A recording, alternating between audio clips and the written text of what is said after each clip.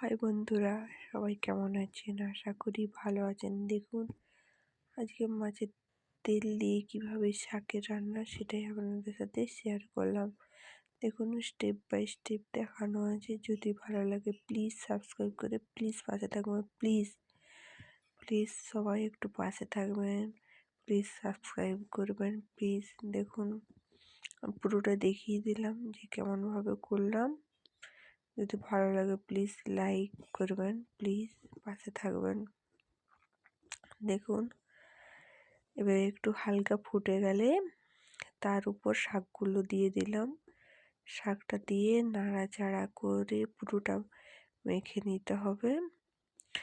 চারিদিকটা মেখে নিয়ে যাতে না জল থাকে, পুরো একটু শুকনো শুকনো করে একটু ভেজে নিতে হবে। এরপর ভাজা হয়ে গেলে মাছের তেলটা দিয়ে তার উপর পেঁয়াজ দিয়ে তরকারিটা দিয়ে দিলাম।